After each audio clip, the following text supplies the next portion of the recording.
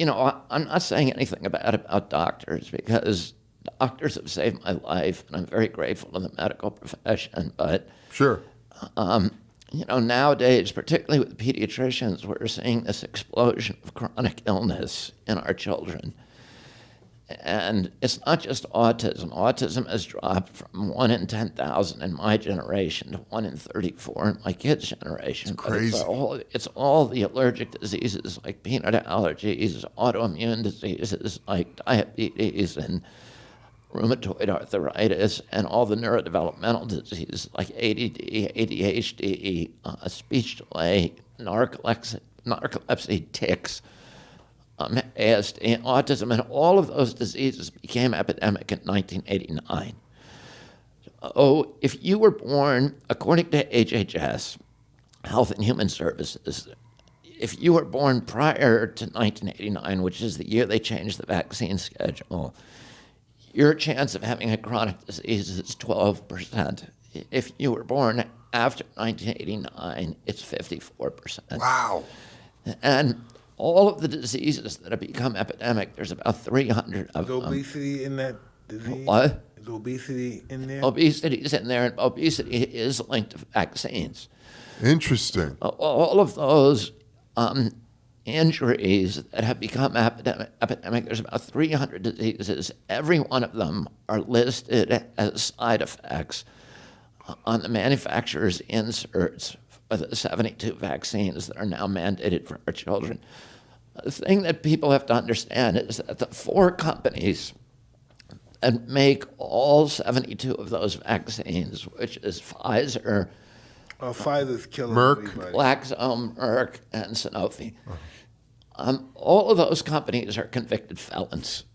And not only that, they're serial felons. Their business model is committing felonies. These companies, in the last 10 years collectively, have paid $35 billion in penalties, damages, fines for falsifying science, for defrauding regulators, for lying to doctors, and for killing hundreds of thousands of people. Vioxx, which was Merck's flagship product, killed between 120,000 and 500,000 Americans. This was a pill that Merck was selling as a headache pill. Right. And Merck knew caused heart attacks and killed people, and they didn't tell anybody. And they knew a certain, we got the spreadsheets that show their bean counters, their accountants said, you're going to kill so many people per dose. We can still make more money, even if they all sue us.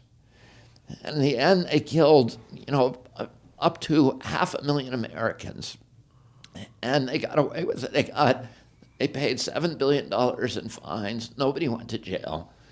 And this is, They probably made $100 million in profits. Yeah. So this is a company. It requires kind of a cognitive dissonance to believe that these companies that are lying and cheating on every other pharmaceutical product, every other medical device that they create, are somehow found Jesus with vaccines and aren't lying to us. And the thing is with vaccines is the only place they could never get caught because it's illegal in this country to sue a vaccine company. So Congress passed a law in 1986 that said no matter how negligent that company is, no matter how malicious they are, no matter how toxic the product, no matter how grievous your injury, you cannot sue them. If you kill somebody, if your company kills somebody in China, you're going to die. Yeah. Not here.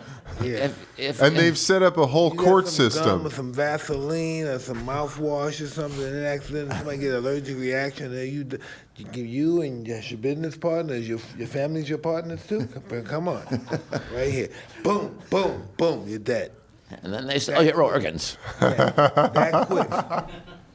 They don't play around. Fuck. So these,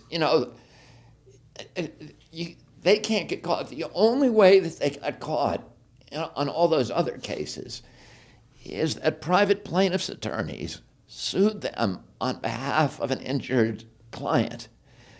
And then during the discovery process, uncovered all this evidence, documents showing criminal activity. Yes.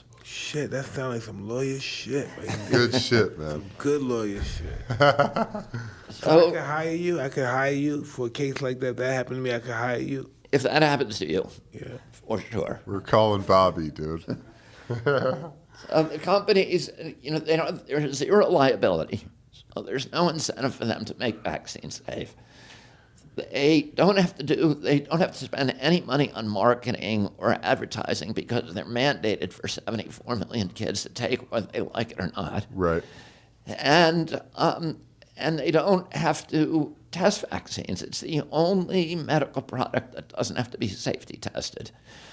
And the reason for that is it's an artifact of CDC's legacy as the public health service. And that agency was a quasi-military agency. That's why people at CDC have military ranks, like Surgeon General. And the vaccine program was conceived as a national security defense against a biological attack on our country. So they wanted to make sure if the Russians attacked us with anthrax or some other biological agent that we would be able to quickly formulate a vaccine, deploy it to 200 million people without regulatory impediments. And so they said, if we call it a medicine, we need to safety test it. But let's call it something else. We'll call it a biologic, and we'll exempt them from safety testing. So the companies, when they made this sort of gold rush in 1989 to add new vaccines to the schedule, took advantage of that and said, hey, we don't have to safety test these things. And because of that, we now have products that nobody knows what the risks are. We do know that the same year that we passed all of that, they put them on the schedule, you had this explosion of chronic disease. And, our children are now the sickest generation in history. And CDC shrugs its shoulders and say, if you say, where's this autism epidemic coming from? They say, we don't know. Right. Where is the obesity epidemic coming from? Where is the diabetes epidemic coming from? Why do our kids have peanut allergies, which essentially didn't exist prior to 1989? How about all the attention deficit stuff? Yeah, and all of that As is well? directly linked to vaccines in the scientific literature. On our website, we have 1,400 studies, peer-reviewed studies, published on NIH's website, PubMed, linking it to linking various vaccines to all of those injuries. So what are they doing this for? Money?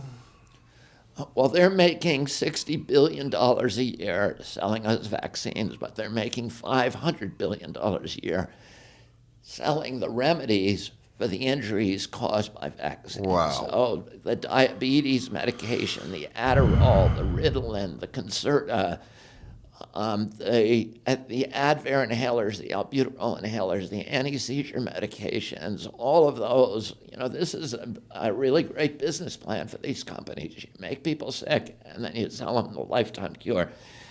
Measles, they weren't making any money.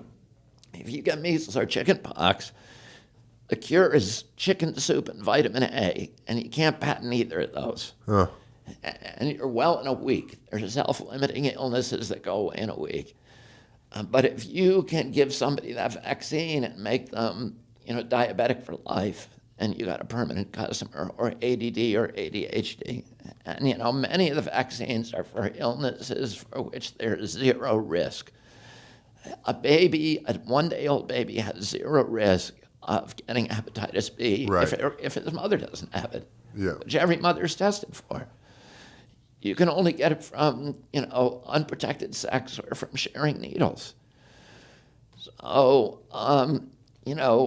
why are we giving 1-day-old babies a vaccine for hepatitis B? And they admit the vaccine only lasts 5 years. That baby is not going to have sex with a prostitute in the first 5 years of life. There's zero risk. And yet it's a very, very dangerous vaccine. And I'm not anti-vaccine. I'm very, Right. I just want safe vaccines. I want vaccines tested. And what I've said to people is, test them against an inert placebo, not one of them has ever been, or test them against an unvaccinated population. So show me a vaccinated population and an unvaccinated population, and show me that the vaccinated population is healthier. And if you can do that, I will post that study on my website, and I will retire from this work and go back to working for a waterkeeper full time.